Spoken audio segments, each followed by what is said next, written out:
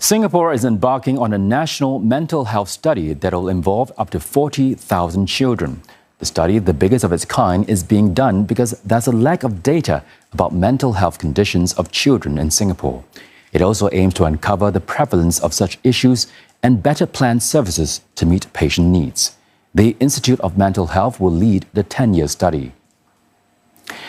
The study, known as Building Resilience and Intervention, or BRAVE, will be done in 3 phases. Each phase sets out different objectives and different approaches. Phase 1 will focus on screening and diagnosis. Children will first answer an online questionnaire about their behavior and moods. Those who show signs of mental health issues will then go through a clinical assessment with a mental health professional. 40,000 children born from 2007 to 2016 will be invited to join the study. Participation is voluntary, and those not invited can also sign up. The initial diagnosis is free of charge. Referrals for follow-up treatment will be made, but further intervention support is not covered. The online screening will cover 4 mental health conditions. They include autism, attention deficit hyperactivity disorder, anxiety, and depression. These are also the most common conditions seen in IMH clinics. The next phase involves developing and implementing an intervention program for those at risk. The aim here is to improve coping skills and mental resiliency. The final phase involves monitoring changes in mental health patterns over time. Researchers will then identify trends and develop preventive strategies for Singapore. We need time so that we can tell subsequently who are the ones who will go on to develop illnesses. Who are the ones, if they have developed a mental illness, what is the cause of their illness like? What are the factors that influence the cause of their illness? Who gets better, who don't? Does treatment make a difference? Does the type of treatment or intervention also make a difference as well to the outcomes? IMH says this new proactive approach will give early intervention support to children who are at risk, and this is key to improve longer-term outcomes. For some parents, early intervention gives them clarity, and this can help them reframe their parenting approach. Lauren is Sharon Chan's pride and joy. Her first child seemed normal growing up, despite some ups and downs. That's until Lauren's kindergarten teacher started raising concerns about her learning ability. Such concerns became more frequent over time, including her lack of attention. When these issues resurfaced in primary school, Sharon felt there was more to it. As I began to read out about possible diagnosis, it also gave me greater clarity on the things that we can do to help her. Yeah, and I think it made me a more patient mom and a more patient parent to know that she might need help, to overcome certain things.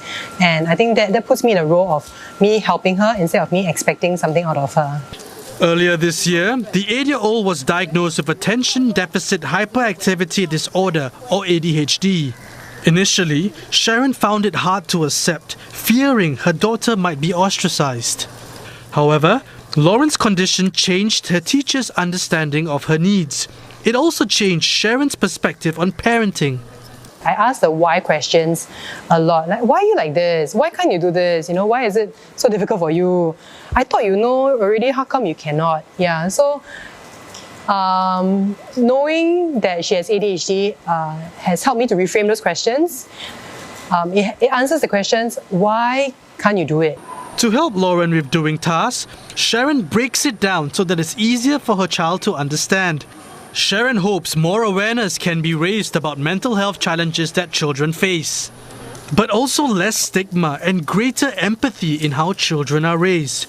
Sharon says she's looking forward to taking part in the nationwide study with her daughter. And for more on the study's goals, I'm joined by Associate Professor Daniel Fung, CEO of the Institute of Mental Health and co-investigator of the BRAVE study. Professor Fung, thank you for joining us. Now, this is not the first study researchers in Singapore are doing on mental health among children in Singapore. Yes. So how does the BRAVE project differ? Well, I think this is the first large-scale cohort study. We are attempting to have a large cohort. This is 40,000. That's the number that we're trying to get. That's the target. It will with that size, we will have a better understanding of the symptom markers, what we call phenomenology of mental disorders in children. And many of our other studies are actually with either older children, adolescents, and adults. So this is quite unique. And also, you are interested in this shift from reactive to proactive mental health support. So can you give an example of how that can be achieved?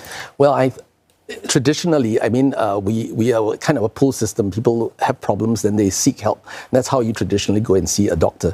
What we're trying to do now is to do a screening and have a system in place that allows us to provide the help as needed or even before it's needed if we identify risk factors. So that's one good thing. The other piece is, of course, we can also look at strengths and try and add on to that, give the child better resources moving ahead to cope. Now, this is one of the biggest research studies done on children in Singapore. You're reaching out to 40,000 households. Is this sample size representative of the population? Yes. So we made this plan for a while to try and identify a representative sample that was good enough, but we also wanted to reach out to as many children as possible. So although the plan is to reach out to this representative sample, we are quite open to others coming forward. Our target, as I said, is 40,000. Usually response rates in surveys are never quite as good as the 100%, but we are hoping that by publicizing and telling people that we're doing this, there are two aims to it. One is the study of the children themselves, but the other is the interventions that we would want to provide if we identify issues with the parents. Now, do you anticipate any challenges in ensuring that the sample stays representative? Because it's over 10 years. Most cohort studies are not of this size, and it is representative at this point in time in terms of certain demographic characteristics. Of course, over time, most cohort studies will have dropouts. We will try, obviously, if we can, and we need the resources to do this. This study is catalyzed by Temasek Foundation, but we will probably need more resources to get that going. But yes, we hope to. Now, mental health can be debated from a nature versus nurture perspective. How will the study address this, especially given that socioeconomic factors can change over the decade? Indeed, but if we are looking at the psychosocial factors over time, we will, of course, address that. More importantly, I think the biological and other kinds of biomarkers will probably need sort of spin-off studies, but this provides an opportunity to have a cohort to look at. Now, policy shifts arising from this study will take a long time. So what can various stakeholders do for the children and youth today? As we develop this study, we know some of the evidence-based interventions. So part of it is creating that information and allowing that information to be put out there so that there's greater awareness of what can be done. For example, if you're a child who's anxious or have some anxiety symptoms, what can you do? What are the skills and competencies that you would need as a parent, and also to teach the child to pick up so that they are able to manage and cope with their anxiety? Something like that would be quite important. So you sent out invitation to 40,000 children.